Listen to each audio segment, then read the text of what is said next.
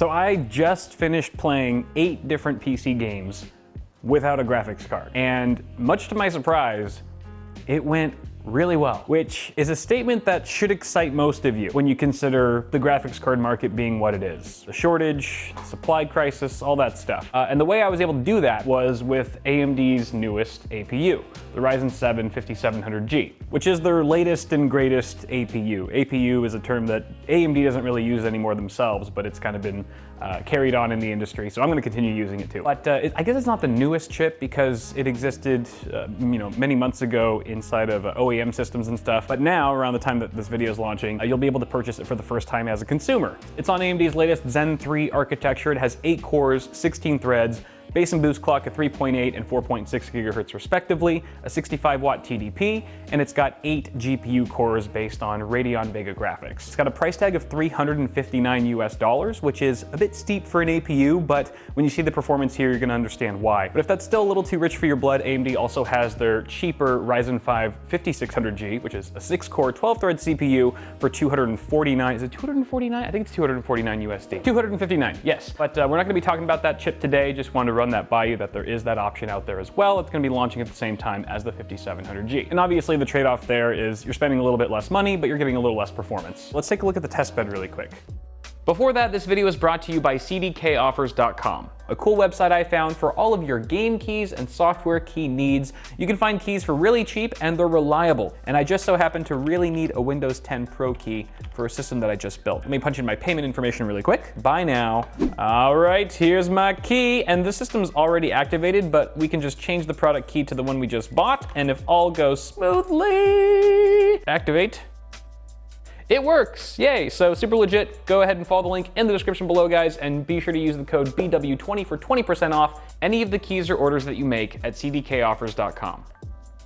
So for starters, I just want to point out how funny this looks without a graphics card. It feels incomplete, especially because it's maybe just on a box and stuff. But maybe this is the first time, I guess, yeah, this is the first time in a long while that I've just tested an iGPU specifically and done gaming benchmarks without an actual graphics card. But here we are. So 5700G being cooled by the included Wraith Stealth cooler. We have an Asus ROG Strix B550A gaming motherboard and 16 gigs of Crucial Ballistics Max DDR4 at 4400 speed. That's an important thing to note just because of how much impact memory frequency has on the performance of these Ryzen APUs. We also have a Samsung 960 Pro NVMe M.2 drive at 2 terabyte capacity, and our power supply is an SF600 watt from Corsair, little SFX unit there because it was cute, and it doesn't take up much space on my desk. So that's the test bed, pretty straightforward. Let's talk about the games, shall we? I tested out 8 different games, and I think you're gonna find that these games are, a lot of them are probably ones that you'll be curious about. I actually took a lot of your suggestions on Twitter. I asked, if I'm testing the 5700G, what do you want to see me test? And I used a lot of your suggestions. So let me see if I can remember them off the top of my head. CSGO, Dota 2,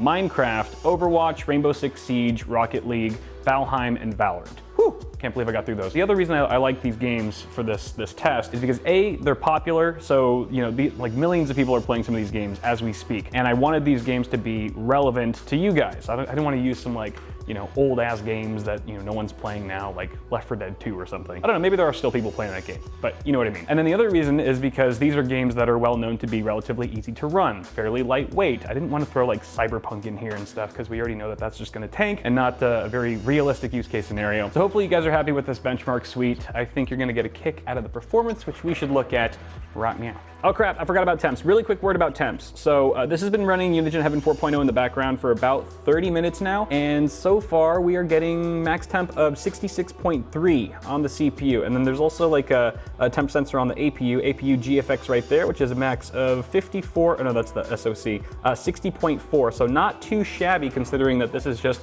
the included Wraith Stealth. Obviously the fact that we're not inside of a case gives us a pretty big advantage, but the fact that we have so much thermal headroom gives me confidence that the Wraith Stealth cooler that's included is going to be more than adequate to cool the chip, even under heavy workloads. Just make sure you have decent airflow running through your case, or you could run into issues.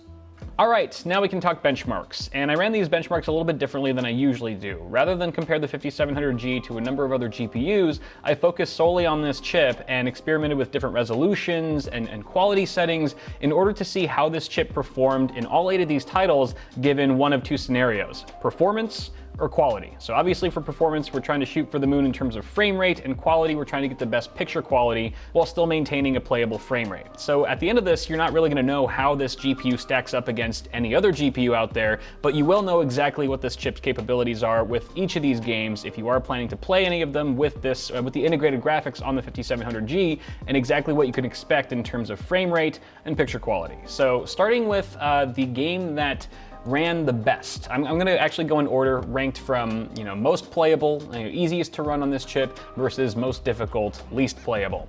And I'm sure you guys can maybe guess what's at the top of the list.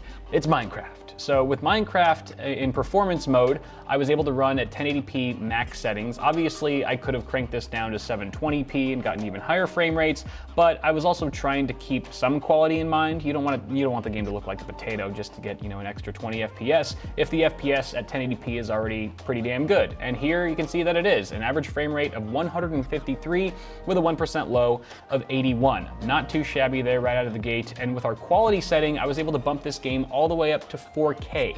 3840 by 2160p at max settings, and we were still getting 86 FPS on average with a 1% low of 50. Generally, I like to see the 1% low above 60 if possible, so we're always staying below that 16.666 millisecond frame time, but this is still really not bad, and the gameplay was buttery smooth even despite that. So overall, Minecraft gets an A. I'll give these games a subjective playability grade as we go along. So Minecraft gets an A+, honestly. It's able to run 4K on an APU. That's ridiculous. The next easiest game to run on this list was Valorant, and unlike Minecraft, this game is a fast-paced shooter that relies heavily on high refresh rates and high frame rates. That actually gives the player an advantage. So that's a bit more important here than it is in Minecraft. Fortunately, in performance mode, I was able to get away with 1080p max settings and still get away with a 197 average frame rate and a 1% low of 113. That's fantastic.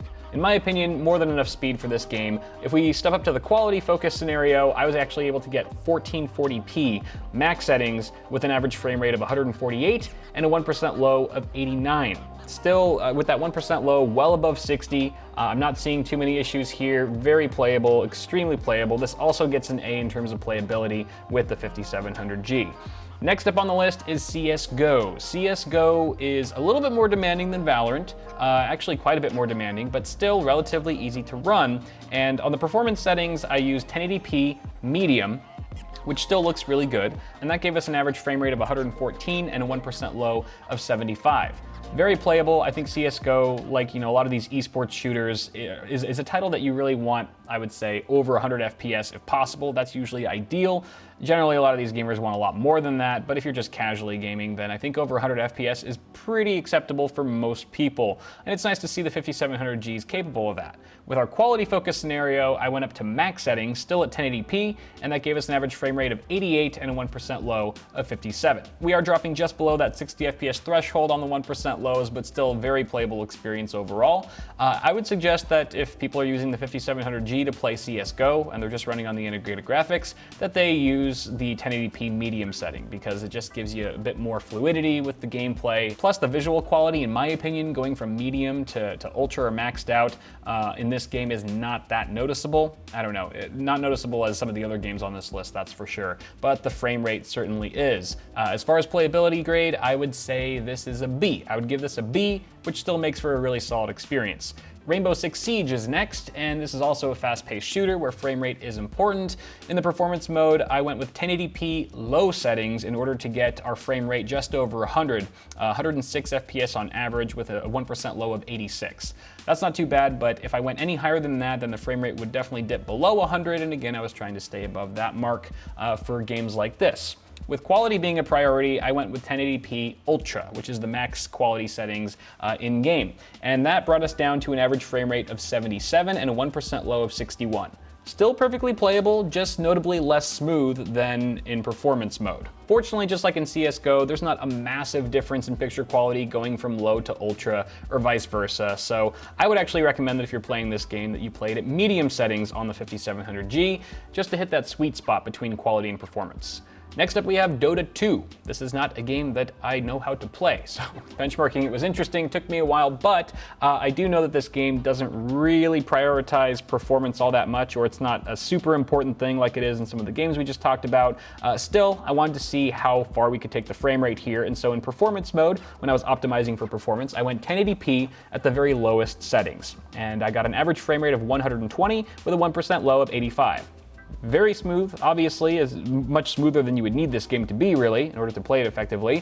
But at lowest settings, this game looks terrible. It's not playable, in my opinion, not because of the performance here, but just because of the visual crappiness of it all. It just looks too grainy and pixelated and awful. No one should play it at those settings. So for quality, I went 1080p max settings, where the game looks perfectly crispy and beautiful, and we got an average frame rate of 76 with a 1% low of 60. Now, whereas this would be kind of an issue in a game like CSGO or Valorant, it's no problem here in Dota 2. It's just a different type of game that, again, doesn't really need a super high refresh rate or frame rate, and obviously the game looks way better here than it does at low. So, you know, if you wanted to slightly bump that up, then you could go medium or one of the in-between settings between low and ultra or max or whatever. But I honestly had no problem at all playing at these settings. That's just me, and for that, I'm gonna give this game a B as well. The next title I tested was Overwatch, and this is where the 5700G doesn't start to struggle per se, but it starts to show signs that it's an integrated GPU. So for performance, I went at 1080p low, where the game looks okay, not great, but it looks fine enough. And I got an average frame rate of 136 and a 1% low of 104 FPS, which are perfectly smooth frame rates, actually really, really good. But when I stepped up to the quality setting and was optimizing for the game to look as best as it could, or almost as best as it could while still getting playable frame rates, I was able to get up to ultra, but that brought the frame rate all the way down to 67 on average and 1% low of 55. And that's barely passable in my opinion for a game like this. Overwatch isn't necessarily as fast-paced of a shooter as some of the others on this list, but it's still an FPS, and it's a game that a lot of people want really high refresh rates and high frame rates with. Like some of the other titles, I think the sweet spot here is somewhere between low and ultra settings, and because I was just curious, I decided to test the game at medium as well, 1080p, and saw an average FPS of 97, which I think is definitely a bit more respectable and playable than 67. It's not quite as high as 136, but the game did look a little bit better than it did at low settings. And again, this is all subjective to my own personal tastes and experiences, but I'm just giving you guys all the information so you can make the best decision for yourselves. I would give this game a playability grade of C. This is the first C on our list because if you want to crank up the quality, you're really going to be suffering at this point when it comes to performance. And again, it really depends on the title here. Again, 67 FPS is not a huge deal in Dota 2, but it's definitely going to be more of an issue in a game like Overwatch. The next game on the list is Rocket League. Rocket League. I wasn't sure exactly how this one was going to perform because I don't have a lot of experience benchmarking Rocket League. I know it's on the lighter side, but I didn't know how light. And this one was actually a bit of a struggle, a little bit of a struggle for the 5700G. When we were tailoring the experience for performance, I got away with 1080p resolution and a blend of quality and performance settings. There's a lot of different settings within this game, and with these settings, I was actually able to get an average frame rate of 73 and a 1% low of 30. And that's where, you know, the bad stuff comes in, is that the frame times here with the 1% lows were just horrendous. This is by far the worst frame times that we've seen in this list of these 8 games. And what this means is that even though we have a relatively decent average frame rate, there are still moments in the gameplay where the frame rate dips just for a split second to 30 FPS, thereabouts.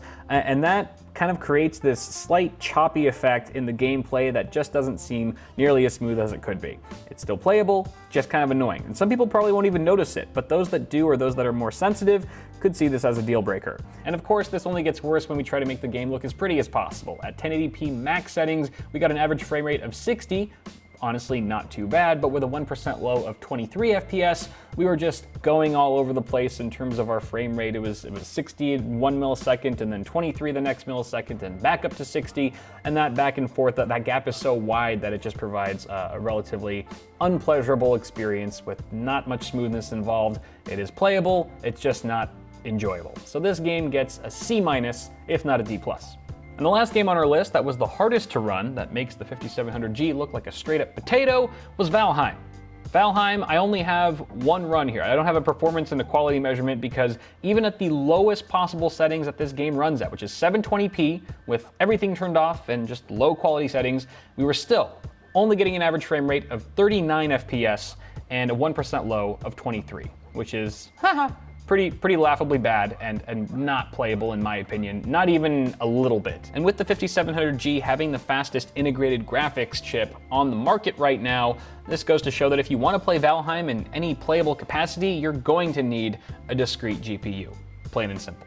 Valheim, you get an F, straight up F. F minus, you get a G. So to quickly sum up this video, what I found today in my testing was that the 5700G is actually a really capable APU. Without a discrete graphics card, or discrete GPU, aka graphics card, you can run more than a handful of games, not just at subpar or adequate performance levels, but really good frame rates at fairly high quality settings, which is just kind of unprecedented, I think. I've never seen an APU perform this well. And obviously I knew it was gonna be the fastest one I tested, but I didn't expect it to be this fast. Obviously it's worth noting that this isn't gonna run every game you throw at it. Again, going back to the Cyberpunk example, it's not gonna run big honkin' AAA games like that. But I think it runs enough games well enough to at least tie you over until you can manage to cop a graphics card, whenever that might be. The other thing we should not ignore here is that at the end of the day, this is still an 8-core CPU as well, with 16 threads on board, and it's fully capable of handling a multitude of productivity workloads, rendering, all that sort of thing, without a discrete GPU. Something we haven't been able to do super effectively with AMD Ryzen because there just haven't been a ton of super powerful Ryzen chips that have integrated graphics. And up until this point, if you wanted to use a powerful CPU on AM4, you had to get a discrete graphics card along with it, which discrete graphics, discrete GPU, whatever. Overall, super impressed with the 5700G. I think it's kind of a game changer, honestly. I just hope that it's at least more accessible than any graphics card is right now when it launches. Otherwise, this is all kind of a moot point. But that's the video, guys. Thanks for watching. Toss a like on it if you enjoyed it. Get subscribed for more tech content on the way, and I'll see you guys in the next video.